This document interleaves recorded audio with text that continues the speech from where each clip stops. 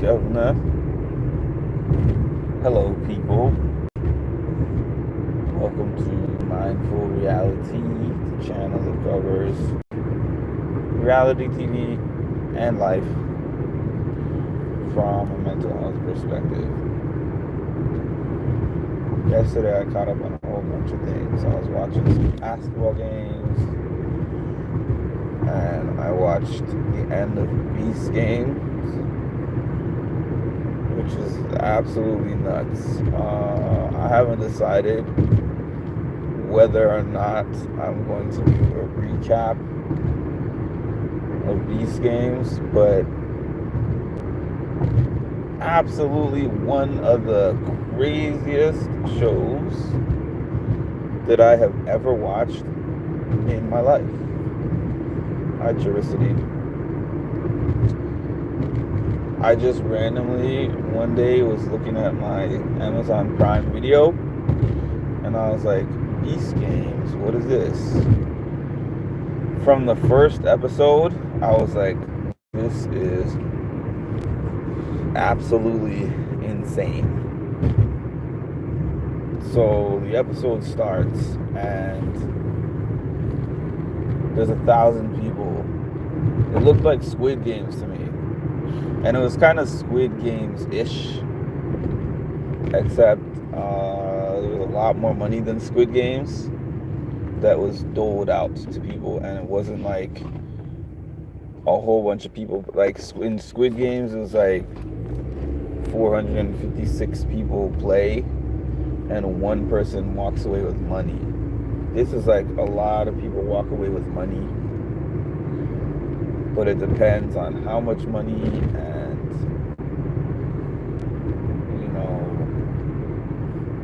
whether you're willing to take bribes, because there was bribes, there was the ability to take people out of the game, there's the ability to choose for yourself to get money, and as a result, other people lose money. There's just a lot to it. Goodness. The very first episode, something happened that reminded me of The Trust. Was it The Trust? Oh no, it wasn't The Trust. It was, but it did. There were things that happened on there that reminded me of The Trust. But I was thinking of The Mole, where they basically had a certain amount of money in their bank, and then the host was like, this money is going to run down until there's only one of you left. And the money was just going down and down and down, and for a while nobody wanted to get out, and they lost a whole bunch of money that way. This isn't quite like that, because there was nothing where they were necessarily losing money, but there were choices that were made. From the very first episode, because I'm not going to spoil it, the whole thing, in case anyone wants to see it, but I will spoil a little bit of what I mean by telling you about some context from episode 1. Episode 1, when there was still 1,000 contestants, he was like, the Mr. Beast was like, how much would you take to leave the game right now? It's like, would you take $5,000? Would you take $10,000? Would you take $20,000? And in my head, I had a number in my head. I was like, if I'm on a TV show to win $5 million, and there's like 999 other people competing against me, and there's supposed to be one winner that I know of at that time, I was like, I could probably be bribed with $30,000. People left for much less than that. People left on the first day for much less than $30,000. And then there's people who got bribed up to, I think the largest bribe on the show was $1 million, and multiple people got a chance to take the $1 million and leave, or to stay in the game. But the $1 million that they took always came with a catch. Like, you could take the $1 million and let's say these 50 people or these 100 people are going to be out if you take the $1 million. And the results were mostly incredibly shocking. Like, I was looking at this show and I'm like, is this show real? Like, is this staged? Because, man. Anyways, there was that, and then I watched the latest Traders episode, which, I mean, great episode. They're playing the game this year, but I have to admit it's much less fun for me to watch without my guy Wes and without Derek on there, who Rob, ironically, was the one who was responsible for both of them going. One by banishment and the other one by kill. So yeah, it's on Prime.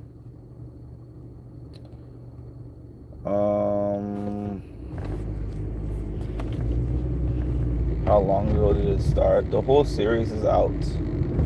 I think they started airing the episodes in November, if I'm not mistaken, but it's 10 episodes and they're all currently out. So I watched the season finale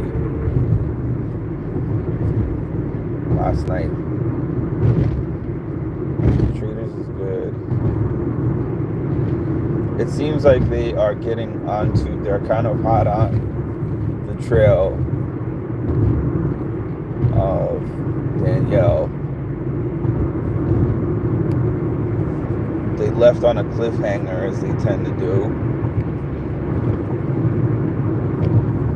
The cliffhanger was that they have a chance to offer for somebody to become a trader. Or as Alan puts it, you have the opportunity to seduce another player. But the catch is, if you try to seduce another traitor, you will lose your opportunity to murder.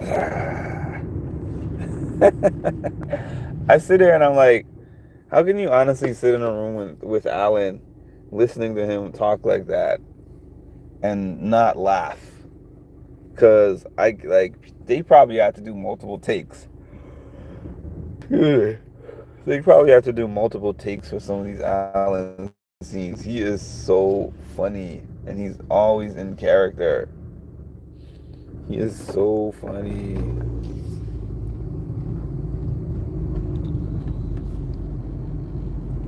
Alright. I don't know what it is with these trolls tonight, but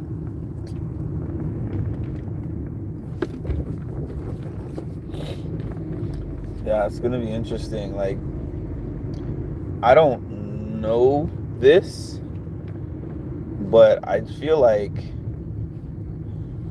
this season, and with the people who are left, I feel like it would be much less likely for them to be able to recruit somebody. I was hoping that it was one of those invitations that they give, where it's an ultimatum. I was hoping it was one of those ultimatum things. But I remember that they do the other thing. He never called it, you have an opportunity to seduce a trader. I don't think he ever used those words, but I do remember in past seasons they did give somebody a chance to receive the letter and choose whether they were going to become a trader or not. but they could stay in the game. The difference was, I think the invitations that they got for those ones were given to them anonymously. Like, they were not showed who the traders were. But then they had another type of invite where the person was brought into the room. I can't think of what the room is called, but they were brought in there, and they were requested to be a trader face to face, and then it was like, if you choose not to accept the invitation, you're eliminated from the game. But in this case, I really can't think of who would accept. But like I said, well, because it's not an ultimatum, I wouldn't pick Dylan. But if this is a thing where it was like, you give it to somebody and they have to either say yes or they go home, I would definitely make Dylan a trader. But I just don't feel like there's any way that if Dylan had an either or option that he would say yes. So I would have to go to my plan B. Plan B, I might go for somebody like Tom, because Tom puts his foot in his mouth so much. And I think it would be easy if they were trying to take some suspicion off of the traders being all women. I would pick a man. Like, Danielle is campaigning really hard for this trader to be Brittany.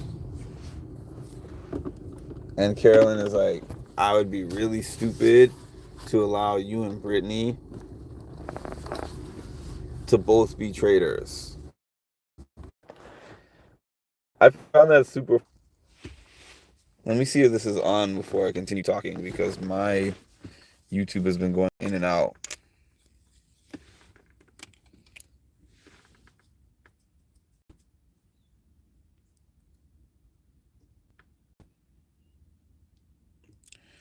Actually, an interesting fact about Derek